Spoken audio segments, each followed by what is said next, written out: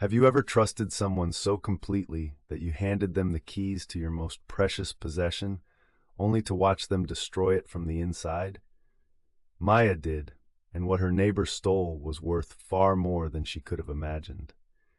When Maya's grandmother passed away, she left behind a beautiful Victorian house with a garden that had taken 40 years to cultivate. Maya inherited everything, but her job required frequent travel, sometimes for weeks at a time. The garden needed constant care, and Maya couldn't bear the thought of letting her grandmother's life's work die. That's when Diane, her neighbor of 3 years, knocked on her door with what seemed like a perfect solution. Diane said she'd always admired the garden and would be happy to water and maintain it while Maya traveled. Maya was touched by the offer. Diane had always seemed friendly, waving from her own immaculate yard, bringing over cookies at Christmas.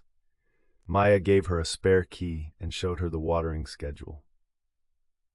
For the first few months, everything seemed fine. Maya would return from her trips to find the garden watered and healthy. She'd text Diane thank you messages and occasionally brought her small gifts. But then Maya started noticing small changes.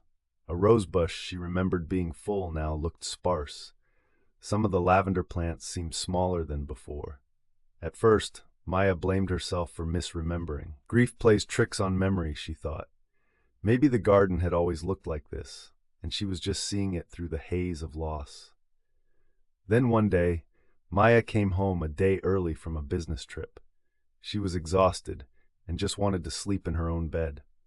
As she pulled into her driveway, she saw Diane in her garden. But Diane wasn't watering. She was carefully digging up one of the mature peony plants, the ones Maya's grandmother had propagated herself over decades. Diane had a wheelbarrow and professional digging tools. Maya sat frozen in her car, watching. Diane worked quickly and efficiently, like she'd done this many times before. She loaded the peony into the wheelbarrow and pushed it toward her own yard. Maya's hands shook as she started to understand. This wasn't the first time. Diane had been systematically stealing plants from her grandmother's garden for months, taking a little at a time so Maya wouldn't notice all at once. Instead of confronting Diane immediately, Maya took a breath and drove around the block. She needed to think. She needed to know exactly how much had been taken before she acted.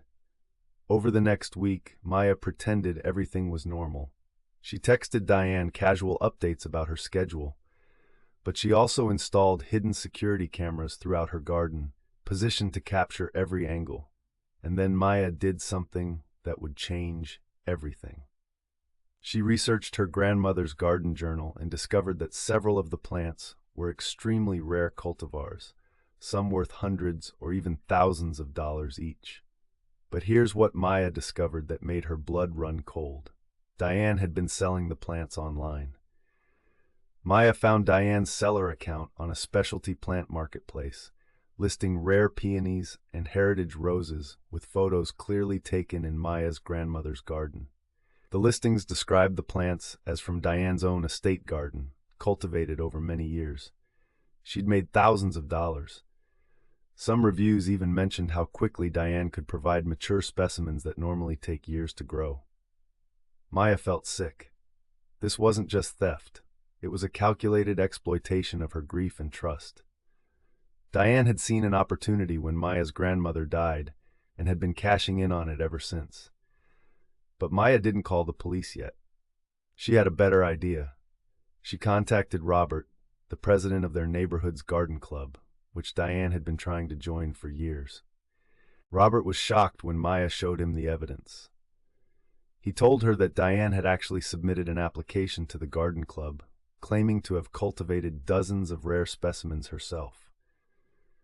The garden club was prestigious, and membership required verification of your garden's authenticity. Diane was scheduled to have her garden judged in 2 weeks for acceptance. Maya saw her opportunity. Maya worked with Robert to plan something special. She contacted a botanist from the state university, an expert in rare plant identification and provenance. She also invited the local newspaper's lifestyle reporter, who loved covering garden club events. On the day of Diane's garden evaluation, The entire garden club showed up, along with the botanist and the reporter. Diane was thrilled with the attention, proudly showing off her rare peonies and heritage roses. The botanist examined each plant carefully, taking notes. Then she did something Diane didn't expect. She asked about the propagation history of each specimen. How long had Diane been cultivating them? What were her techniques? Diane stumbled through vague answers, but she was confident. After all, she'd learned enough from online research to sound knowledgeable. That's when Maya stepped forward from where she'd been standing at the back of the group. Maya held up her grandmother's journal, open to pages with detailed sketches and propagation notes. She calmly explained that these exact plants had been documented in this garden, her garden, for over 30 years. Then Robert played the security camera footage on his tablet.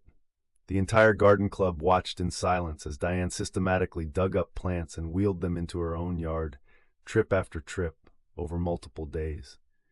Diane's face went white, then red. She started to speak, to explain, but no words came that could undo what everyone had just witnessed. The reporter was taking notes furiously. Maya presented one more piece of evidence. Printouts of Diane's online sales, showing she'd made over $8,000 selling stolen plants. The botanist confirmed several specimens were indeed rare enough to warrant legal action. But Maya made Diane an offer. She wouldn't press criminal charges if Diane did three things: return every single plant immediately, pay Maya the full amount she'd earned from the sales, and move out of the neighborhood within 60 days. Diane agreed on the spot, knowing the alternative was criminal prosecution. The newspaper ran a story about garden theft, with enough details that everyone in the community knew exactly who the thief was. Over the next week, Diane returned plants in the dark of night, leaving them by Maya's fence. Maya replanted each one carefully, using her grandmother's journal as a guide. Some would take time to recover, but they'd survive. Diane's house went up for sale within a month. Maya received a bank check for $8,000, which she used to install a proper irrigation system and create a memorial plaque for her grandmother. The garden club asked Maya to join instead, and she accepted. She started giving tours of her grandmother's garden, teaching others about rare plant cultivation and the importance of preserving botanical heritage. Word spread through the community about what Diane had done. Her online seller account was reported and suspended. Several other buyers came forward saying they'd been sold plants under false pretenses. Maya learned an important lesson about trust, but she didn't let Diane's betrayal make her cynical. She just learned to verify first and trust second, especially when something precious was at stake. Today, her grandmother's garden thrives again, even more beautiful than before. Maya takes care of it herself now, and every bloom reminds her that some things are worth protecting. The best revenge wasn't destroying Diane, it was refusing to let Diane destroy what her grandmother had built. So here's my question for you. Have you ever had a neighbor or someone in your community betray your trust like this? How did you handle it? Let me know in the comments below.